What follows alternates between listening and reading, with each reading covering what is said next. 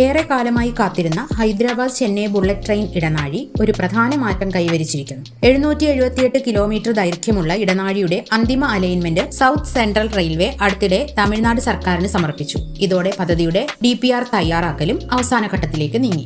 യാത്രാസമയം ഗണ്യമായി കുറയ്ക്കുന്നതിനാണ് നിർദ്ദിഷ്ട ഇടനാഴി രൂപകൽപ്പന ചെയ്തിരിക്കുന്നത്. ഹൈദരാബാദിനും ചെന്നൈക്കും ഇടയിലുള്ള ഏകദേശം 12 മണിക്കൂർ ട്രെയിൻ യാത്ര ഏകദേശം 2 മണിക്കൂർ 20 മിനിറ്റായി കുറയ്ക്കാനാകും.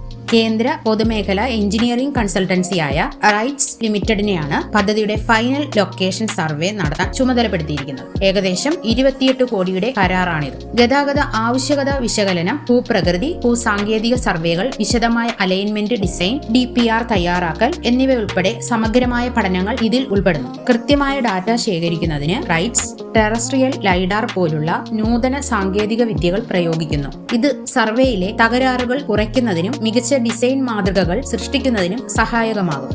മുമ്പ് ആസൂത്രണം ചെയ്തിരുന്നതുപോലെ ആന്ധ്രയിലെ ഗുഡൂരിലൂടെ കടന്നുപോകുന്നതിനു പകരം ഇപ്പോൾ തിരുപ്പതിയിൽ ഒരു പുതിയ സ്റ്റേഷൻ ഉൾപ്പെടുത്തണമെന്ന തമിഴ്നാട് സർക്കാരിന്റെ അഭ്യർത്ഥനയാണ് അലൈൻമെന്റിലെ ഏറ്റവും ശ്രദ്ധേയമായ മാറ്റങ്ങളിലൊന്ന്.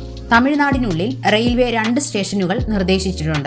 ഒന്ന് ചെന്നൈ സെൻട്രലിലും മറ്റൊന്ന് ചെന്നൈ റിംഗ് റോഡിൽ മിഞ്ചൂരിനടുത്തും. വാണിജ്യ, മൊബിലിറ്റി, ഇൻഫ്രാസ്ട്രക്ചർ ഉൾക്കൊള്ളുന്ന ഗതാഗത അധിഷ്ഠിത കേന്ദ്രങ്ങളായി ഇവയെ വികസിപ്പിക്കുക എന്ന ലക്ഷ്യത്തോടെ ഓരോ സ്റ്റേഷനു ചുറ്റും ഏകദേശം 50 ഏക്കർ ഭൂമി ആസൂത്രണം ചെയ്തിട്ടുണ്ട്. തമിഴ്നാട്ടിലെ അതിവേഗ ഇടനാഴി നിർമ്മാണത്തിൽ ചില എഞ്ചിനീയറിംഗ് വെല്ലുവിളികൾ നേരിടേണ്ടതുണ്ട്. വിച്ചൂർ, തൊണ്ടിയാർപേട്ട് തുടങ്ങിയ പ്രദേശങ്ങൾ ഉൾപ്പെടെ ചെന്നൈയുടെ ജനസാന്ദ്രതയുള്ള വടക്കൻ പ്രദേശങ്ങളിലൂടെയാണ് ഈ അലൈൻമെന്റ് കടന്നുപോകുന്നത്. കൂടാതെ സാങ്കേതികമായി സങ്കീർണമായ 11.6 കിലോമീറ്റർ ദൈർഘ്യമുള്ള ഒരു തുരങ്കവും ഇതിൽ ഉൾപ്പെടുന്നു. ഇതിൽ വിശദമായ ജിയോ ടെക്നിക്കൽ പഠനങ്ങൾ ആവശ്യമാണ്. സൗത്ത് സെൻട്രൽ റെയിൽവേ തമിഴ്നാടിന് ഏകദേശം 223.44 ഹെക്ടർ വനേതര ഭൂമിയാണ് ആവശ്യമായി കണക്കാക്കിയിരിക്കുന്നത്. പദ്ധതിക്ക് രാഷ്ട്രീയ പിന്തുണയും ശക്തമാണ്. തെലങ്കാന മുഖ്യമന്ത്രി രേവന്ത് റെഡ്ഡി അതിവേഗ ഇടനാഴിയെ പരസ്യമായി പിന്തുണച്ചിട്ടുണ്ട്. സർവേകൾ വേഗത്തിലാക്കാനും റെയിൽ പദ്ധതിയെ മറ്റ് പ്രാദേശിക അടിസ്ഥാന സൗകര്യ പദ്ധതികളുമായി യോജിപ്പിക്കാനും റെയിൽവേ അധികൃതരോട് അദ്ദേഹം ആവശ്യപ്പെട്ടു.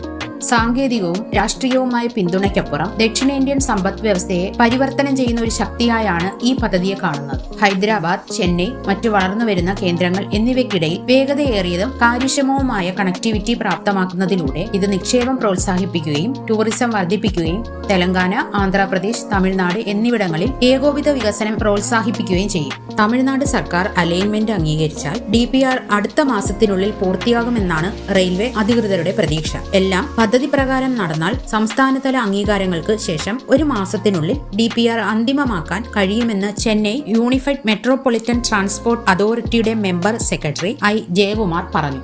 ചുരുക്കത്തിൽ ഹൈദരാബാദ് ചെന്നൈ ബുള്ളറ്റ് ട്രെയിൻ പദ്ധതി ഇനി ഒരു വിദൂര നിർദ്ദേശമല്ല. അലൈൻമെന്റുമായി ബന്ധപ്പെട്ട വിശദമായ സർവേകൾ നടക്കുന്നതിനാൽ ഈ അതിവേഗ ഇടനാഴി ദക്ഷിണേന്ത്യൻ ഇന്റർസിറ്റി ട്രെയിൻ യാത്രകൾക്ക് ഒരു പുതിയ മാറ്റം തുടക്കമിടാൻ ഒരുങ്ങുകയാണ്.